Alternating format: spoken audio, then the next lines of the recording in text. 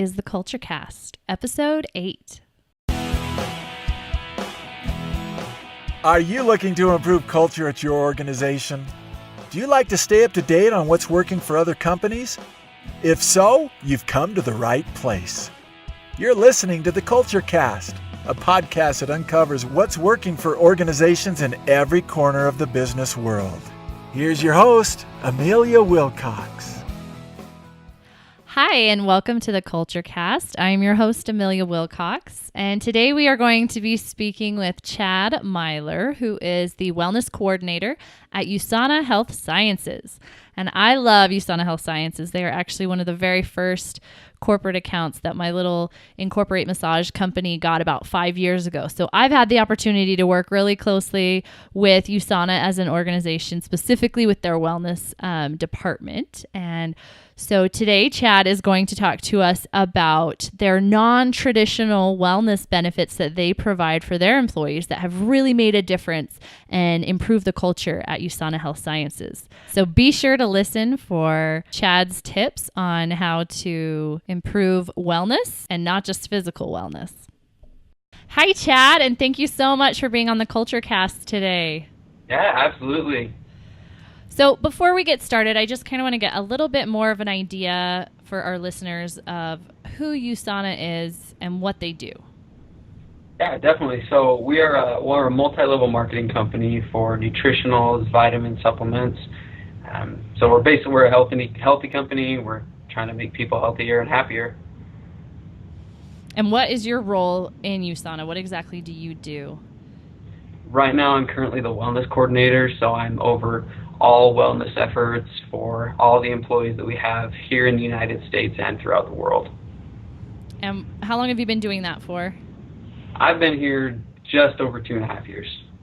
Okay, cool. What did you do before you were working as the wellness coordinator there? Before this, I was doing worksite wellness for the Air Force. So I worked on Hill Air Force Base. We did basically the same thing, but just for the civilian employees. So not the active duty, but the civilian employees.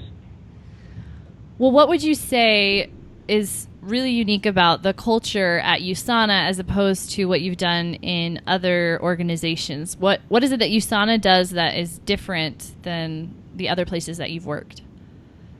Well, I feel like really it all comes down to their environment and that they're trying to make it a place that it feels more where health is accepted and that it's not mandated, if that makes sense.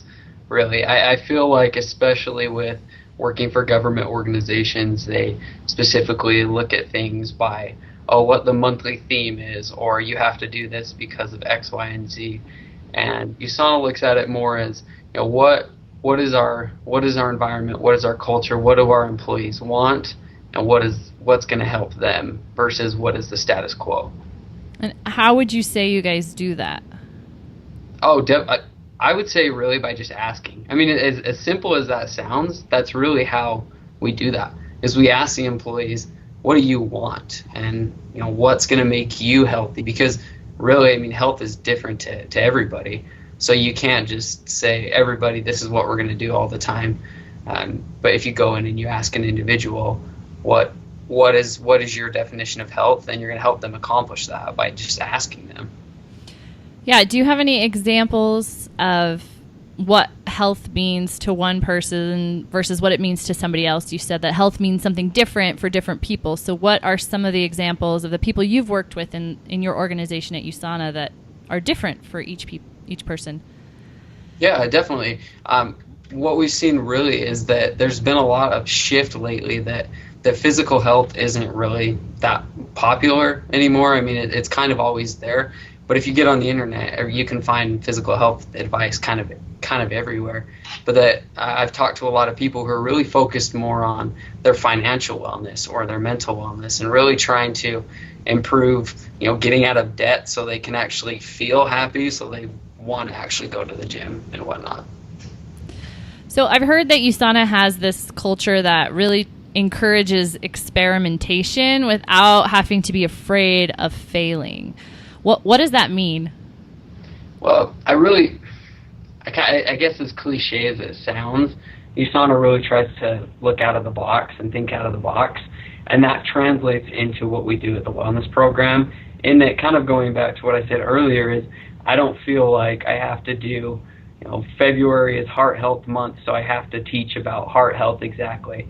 But if I'm noticing that certain employees are feeling more stressed, that I can focus on that, because that's what they need at that point, and that I can kind of go outside of these normal health and wellness boundaries and not feel like I'm going to get terminated or something like that.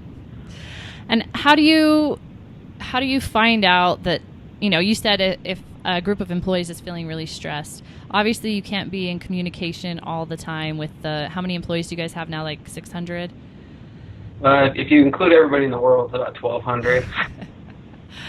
Well, so you obviously can't be in communication with all 1,200 employees all the time. So how do you know what the employees are needing at any given time? Yeah, a lot of it is through, we do quantitative data, so we'll do surveys, we'll do assessments where we'll go out and we'll ask what does the individual want from the wellness program. But a lot of it is just from qualitative data that we hear from their directors, from their managers, and we ask them, what are your groups wanting? What are they struggling with? What is something that the wellness program can come in and offer to help them improve their own version of well-being? So do you have any examples that you're willing to share where you guys experimented with something in your wellness program and it failed? Oh, so many times. Yeah, definitely. I think the biggest thing for me was really trying to change how we looked at initially the physical element of the wellness program. Is that it was very much a physical wellness program for a long time, and we really tried to say, okay, you know what, I'm going to completely just get away from the physical wellness element and look at different elements. And that didn't work so well because people still love being able to see those physical results, get the six-pack and whatnot. But so it was definitely something, a learning experience, that you have to still have some of those traditional elements as well as throwing in some of the new things that you're wanting to do. So is there something you guys tried specifically that you tried to implement that people didn't like, that totally just fell on its face? Oh yeah, definitely. We implemented a new financial wellness program this year, and it absolutely fell completely because it didn't engage our audience in the way that they wanted. Really, it was more of what we wanted and more of what we thought. Oh, this will be a brand new awesome thing, and it didn't click with the audience. It didn't engage them. It didn't help them accomplish their goals. So is that something that you guys developed, or is that something you brought a third party in? It was a little bit of both. It was through our life insurance company, so it was kind of a collaboration. We said, well, this is what you should be talking about, but they had their own pieces that they had to talk about as well. So do you have an example of a time that you guys experimented with something and it was like a wild success? Something new that you guys tried that worked out really well? Yeah, definitely. And this is one of my favorite things, is that we've really it's kind of in multiple experiences that we focused more on the mental wellness aspect of health, in that we've dedicated for the past 2 years an entire month, and specific, really hardcore on some days, the aspect of mental wellness and mental well-being and mental health, and really just educating the employees through activities and challenges and whatnot, that mental health isn't a stigma. It's okay to talk about.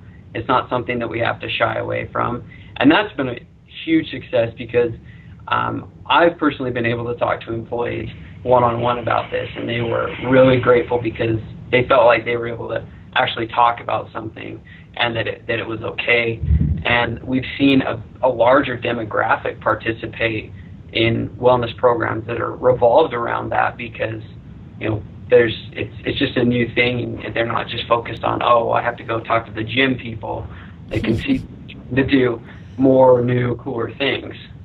Definitely. We actually just implemented an employee assistance program just a few months ago, and I was just met with our HR team, and I was like, is anyone even using this? And we actually, in our team meeting just last week, one of the, we were doing like an EAP, like educational, here's why it's so awesome and why you should use it kind of little piece in our meeting. And one of our massage therapists spoke up, and she's like, I've got really bad anxiety. I actually just used my 5 face-to-face visits for this one problem. She's like, and it helps so much. And she was like tearing up and just saying how it really affected her life, and it really caused a really big change. And she's like, I just wanted you to know that it's worth it. Like, it's worth it for me, and it's doing something. And so that was kind of a wake-up moment for me, just being like, hey, like, mental health is something that is really important and that matters to people, and it made a difference in one person's life.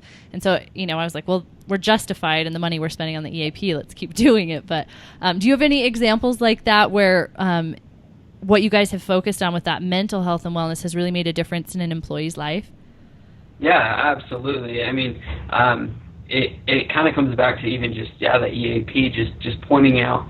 Really, I feel like a lot of companies look at their EAP as just another benefit, just to tick off and say we've got an EAP.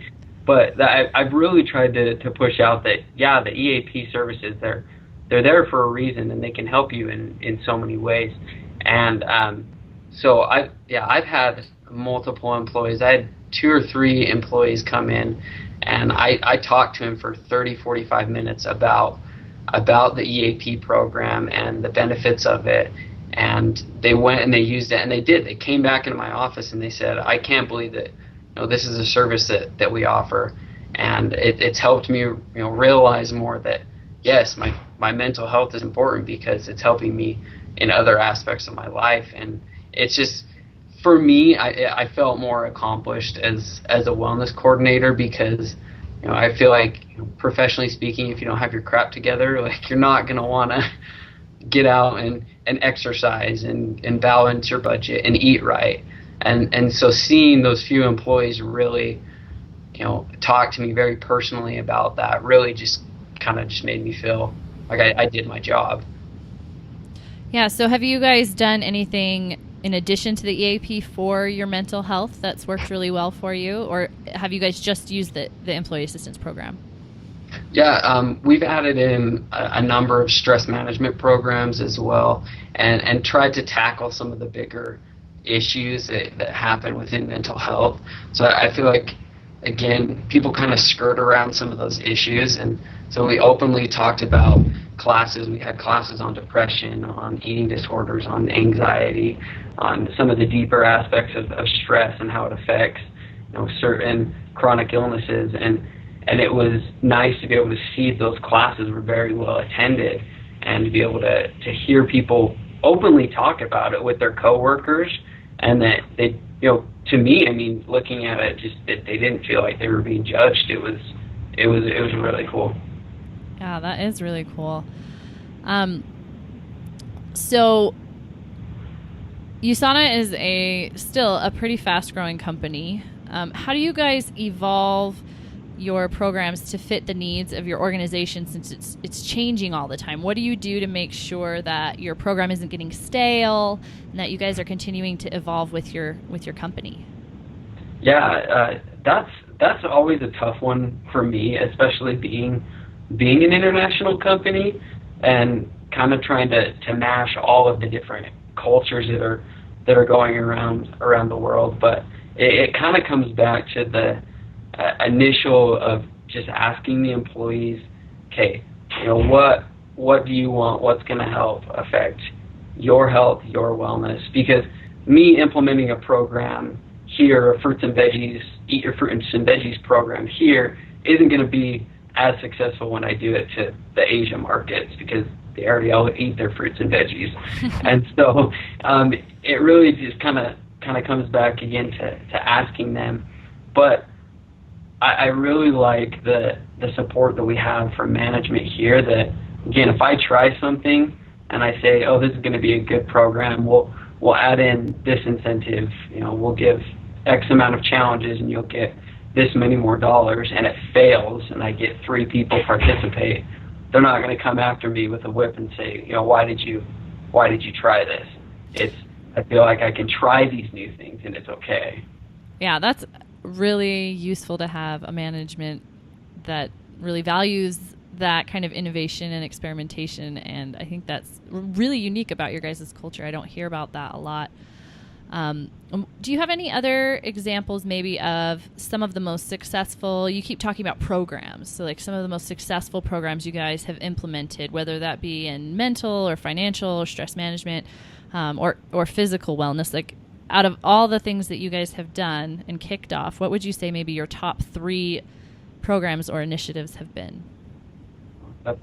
Number one, I mean, I think I'm a little biased in the mental health aspect, but I definitely feel like it's been the stress management program because, again, I kind of feel like companies do talk about stress, but it's, oh, well, we're going to look at it on the ROI basis. That if you're stressed, you're not doing your work. But they don't really look at stress management, and they don't really look at it. And so I've really seen a huge increase in participation in our stress programs, and I've constantly been changing those over the past 2+ years into trying to go deeper and deeper into it and push the limits of what I can talk about, and going through different concepts as basic as what is stress to talking about mindfulness, talking about resiliency and deeper topics like that. And so that's been a very popular program.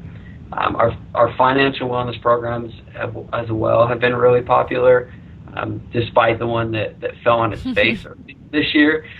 We've really gone hand in hand with our 401k advisors, with our life insurance advisors, with even our EAP programs, and talked about, again, financial stress, because we all experience it, but nobody wants to talk about it. And I've been really just trying to, use these outside resources as, again, not just we can tick it off the box that, oh, we have 401k advisors, but actually bring them in and have them coach the employees and talk to the employees so that they feel like there's someone there who's helping them, and it's not just they're all by themselves as well. And then finally, really, we've changed up how we've done the physical activity. So instead of kind of just getting rid of everything and not having it at all, we've changed it up more where I feel like the employees are molding the program and telling us what they want. So with group fitness classes that we teach or that we have outside instructors teach, I have them do basically the interview process of who they're bringing in. Because I could easily bring someone in and say, okay, this is your new instructor, deal with it. But when they have that ownership, the participation's there because they feel like that they're the ones who hired the instructor, and they have that friendship, and we've seen a lot of participation because of that. Absolutely, yeah. Getting that buy-in from the employees, that's a really innovative idea, I think, kind of having them pick out their own instructors. So you were talking about your stress management program. Can you back up a little bit and just kind of outline for us what does your stress management program entail? For most of our listeners, they probably don't have a stress management program. I haven't ever actually heard of another company doing this. So can you just outline the basic structure of the program, how it works? Is it one thing that's ongoing all the time, or do you have like a different theme every month? And how do you get people to participate? Those types of things. So people can take that back to their own organizations. Yeah, absolutely. So I'll even give kind of how I did it last year versus this year, because again, I'm always trying to change it up. So last year was more of a longer type of a program. So we would have more of an initial meeting with the employees and talk about what is stress, help them define it, understand it, and to be able to give them a few tips and educational pieces in that initial meeting. And then over the course of 5 to 6 weeks, we would have them do homework or come to relaxation activities and do different ones, things like guided imagery or meditation, or I even busted out some Play-Doh one time because everybody loves Play-Doh. And what did you do? What did you do with the Play-Doh? We did a concept called clay therapy, where you build your stressor and then you smash it at the end of it and get rid of your stress. So people were making like their spouse out of clay and crushing it. Yeah, basically. I was told them, I said, don't make it too personal, but, yeah, there's some fun ones in there. So giving them those modalities to be able to reduce their stress was really cool, doing it that way. And so this year, though, we changed it up to kind of go away from you have to commit to this program for 6 weeks, because that's tough for people who have an office job. They can't always just commit that they have to be down at the wellness center at this time for this long. So what we did this year is, instead, I changed it up that there is a different theme for every month of the year, minus 2 months out of the year, the slow months, but where I'm talking about different concepts. So initially in January, I talked about what is stress, and just stress 101, just to get those first few people who haven't really heard me get on my high horse about it and help them understand that. But then each month has changed. We talked about mindfulness, we talked about perceptions, we talked about childlike resiliency, we talked about how stress affects your exercise, your finances, your sleep. And those classes are spread out more, and I made it available so that they were at multiple times throughout the month, so that I could have multiple people coming at different times so they could make it work with their schedule, versus having to be the full 6 weeks. And that they only had to participate in 3 of the classes to get their points, but I saw more people coming to more than 3 because they were interested in the topics, because it wasn't the same program as it was last year. So it's a points-based system. You guys have them come to educational classes, and then in return they get points that they can redeem for what? What do you guys let them use their points for? We give them a monetary incentive, so it's a bonus on their check. Nice. Well, that's a really easy way to do it. Nobody doesn't like money. Exactly. I know my. So, as far as the financial wellness side of it, the parts that have been really successful, do you have any specific programs you guys have used from a third-party vendor that have worked really well, or some things that you guys implemented yourself that you had a really good success with? Yeah, the third-party stuff that's been the best for us is just working one-on-one with our 401k advisors. So, and that might be something that other companies might want to look at, just see, do their advisors want to come in and educate the employees and talk about, instead of just sending them their monthly statement and people have no idea what all those numbers mean. That's been really successful for us, because people feel like, oh, I actually know what a Roth 401k is and what I should be doing with it, and it helps people kind of feel like they're good to go there.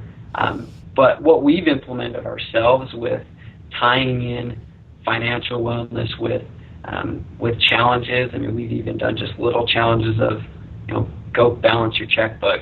If you don't know how to do it, this is how you do it, and kind of give people those life skills again. We've seen some good participation in that, and then tying in again the finances with how you can eat better. So we've done classes on how to shop at the grocery store cheaper, or how to pack cheaper meals at work that are healthy, or monitoring your financial stress, budget right so that you can not be stressed, and really just implementing those things have been the best for us, because unfortunately our third party wasn't the best experience this year. So all the different wellness initiatives that you guys push and all the different programs you do, how would you say that has affected the culture at USANA? I feel like really because we already have that environment of help within our company, it's kind of been easy, but at the same time I feel like because we're always trying to do new things, we're not just the wellness program, if you know what I mean. People kind of view, oh well, it's just the wellness program, or oh, they're trying to get me to come and be healthy and whatnot. That we've been trying to do fun things, but also tying it back into the education and improving their health and wellness, so that on the flip side, we're not just the fun committee, we're not just the fun department who just hands out free money, but that they can actually come and they can improve their lives and then get some free money. Are you guys the only department that hands out free money in the organization? It feels like it sometimes. So what suggestions or advice would you have for our listeners that are wanting to improve their culture at their organization by improving their on-site wellness programs, or even if they're an off-site team, they're a virtual team, what can other people do to improve their wellness within their organization and make their culture more awesome? I think push the boundaries. That's my advice. It's probably not the best advice for some people. They don't want to hear that, but it's okay to go out of the box, and it's okay to try new things, because if you're not asking your employees what they really want from the program, or if you're not going into those deeper issues, you're not going to know what's affecting your environment and your culture at work. If 99% of your employees are unhealthy because they're stressed and they don't feel like they get a break from their work, well, maybe implement something where you're doing stress management and giving them stress breaks where they can go and do 15-minute meditation sessions, because you can push them to the gym as much as you want, but if they have no desire because they're stressed out of their mind, you're not going to see anything. So I really feel like just try to push the boundaries.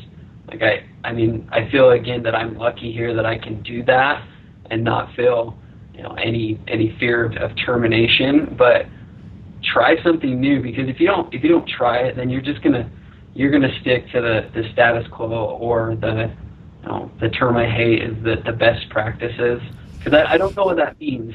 Like, what does that mean?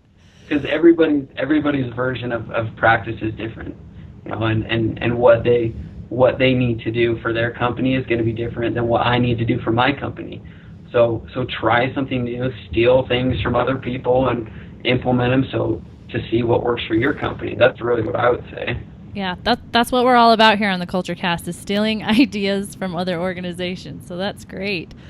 Well, thank you so much, Chad, for sharing all that wisdom and insight with us and with our listeners. I know I always enjoy chatting with you, and I think USANA has a lot to teach the rest of the business world about culture. You guys have a really fun, upbeat, innovative culture, and I really appreciate you taking time out of your schedule to be with us today.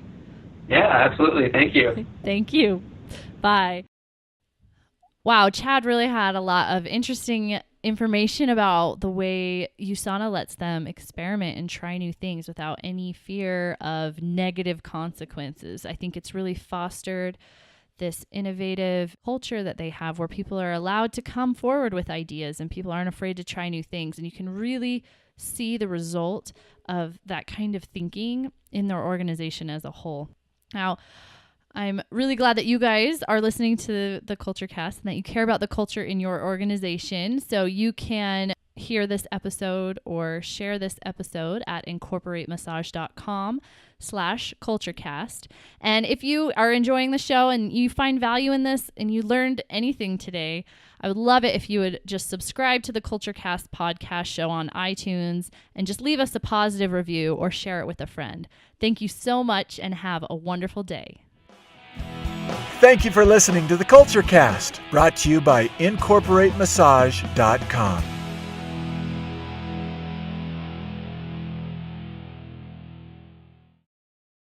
We bring them in, and on their first day, we sit them down. We say, here are the 4 qualities of Foxtail marketing. We don't have a mission statement. We don't say we're going to go out and make the world a better place through marketing. I think that's baloney. Instead, what we say is, come to work, love what you do, live those 4 qualities, everything else works out. If you're cool with that, we're cool with that. They wanted to get in and get out and do their job and hit sort of a minimal level of performance. They disliked people. It was channels fighting against channels and functions against functions. And it was a really painful place. And it was a place that I came in and I sort of believed that I could instill better values in this organization.